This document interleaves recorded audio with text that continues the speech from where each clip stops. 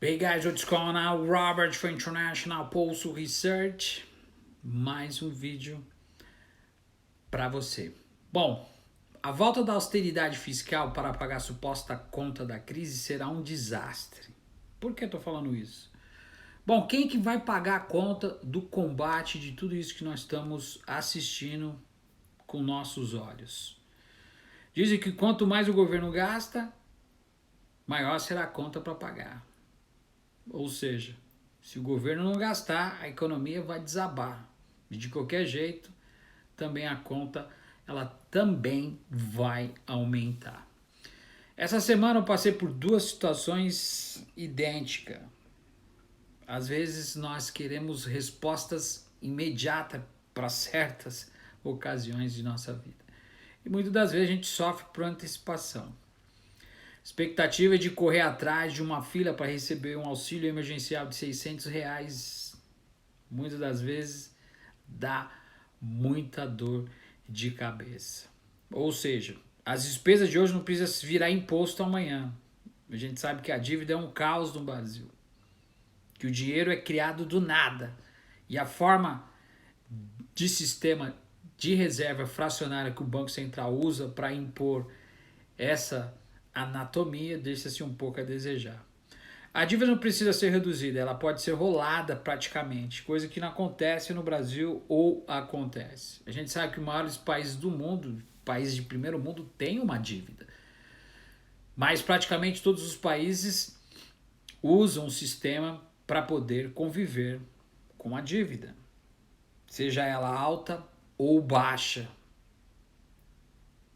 Diga-se de passagem, vai ser uma era normal, ou seja, um novo normal.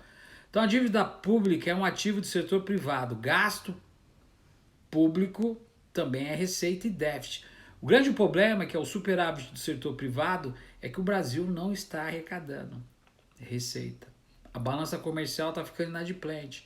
O Brasil não tem indústria.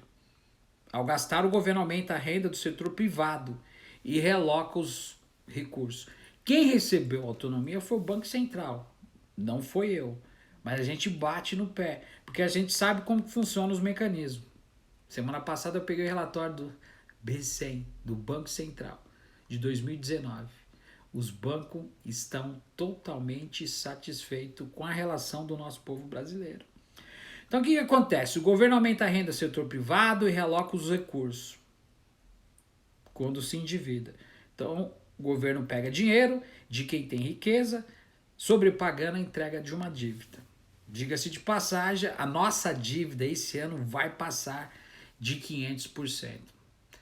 A trajetória da relação da dívida pública com o nosso PIB também vai ser ultrapassado. Diga-se de passagem, do GDP dos Konnichiwa, ou seja, os japoneses já passaram 240%. É claro que a questão de estatização lá é totalmente diferente do Brasil. Nos cortes de gasto, aumento da carga tributária, lá se vê crescimento econômico, mesmo com tudo isso que está acontecendo. Claro, antes do que aconteceu, principalmente com essa doença. O problema é se a gente tentar enfrentar algo que muitas das vezes a gente não consegue enxergar. E muitas das vezes os serviços da dívida são pagos por juros. Ou seja, a rolagem da dívida, propriamente dito, é pago com juros e amortização. Portanto, não existe uma conta na doença para ser paga. A questão relevante é que não pode pagar as contas depois. E para quem que sobra esse balaio de gato? Com os gastos públicos, os impostos vão impactar na desigualdade social, diga-se de passagem, que é a garantia de direitos da eficiência do sistema.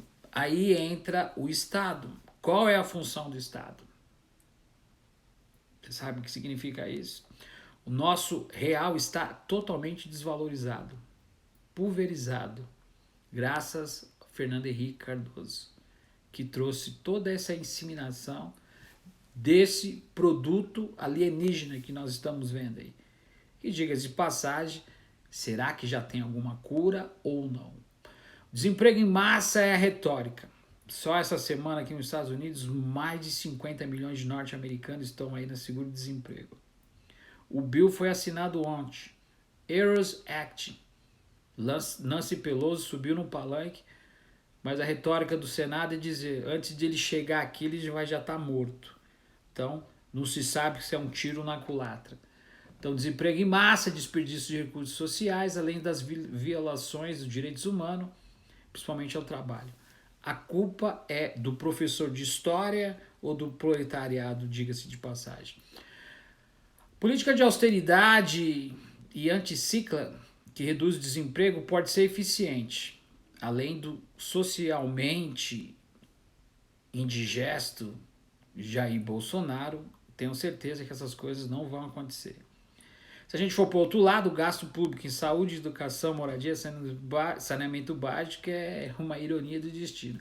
Mesmo antes dessa pandemia, a gente sabia que poucos recursos eram destinados a essas 3 frases que eu falei agora. Por fim, a volta da austeridade fiscal para poder pagar uma suposta conta da crise seria um desastre. Mas essa é a política dos governos neoliberais, política de austeridade. O protecionismo da austeridade.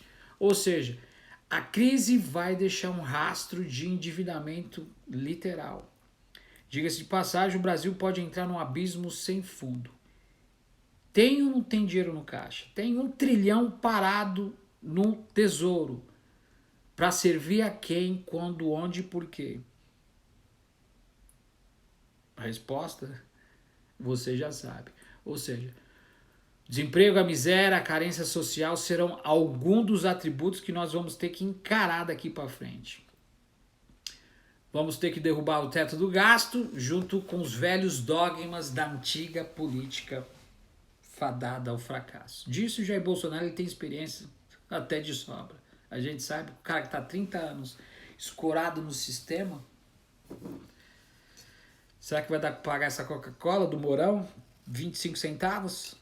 Ou não? Olha o tamanho da bicha. Estão diminuindo para poder manter o preço. A economia é a ciência da escassez. A gente sabe que, diga de passagem, a produção, da distribuição, do consumo gera algo que é fundamental para que a gente possa entender o environment pelo qual nós vivemos. O governo não se financia, a arrecadação de impostos, serviços públicos são limitados.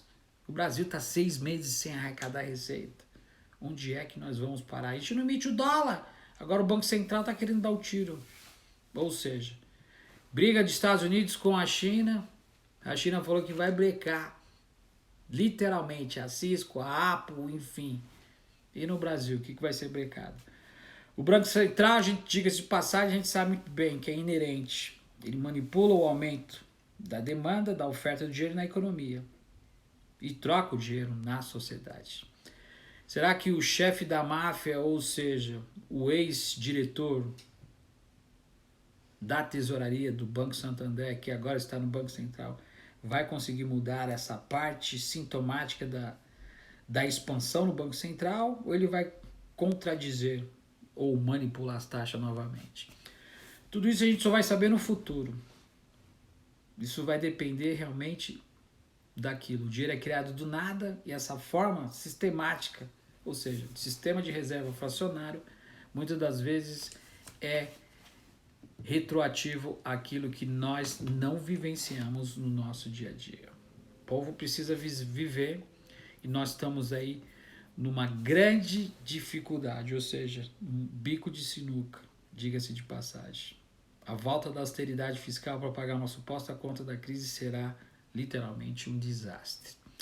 Galera, a mensagem de hoje é que vocês realmente possam entender que cada dia que passa as coisas vão se tornar um pouco difíceis, mas nós temos que estarmos armados para podermos defender o bom combate. E dizer como Paulo no Novo Testamento: guardei a fé, acabei o bom combate, encerrei a carreira. Nós não estamos sozinhos.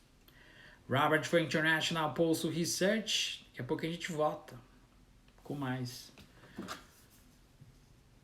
Zero sugar. Não tem açúcar, será? Tô muito afim. Tchau.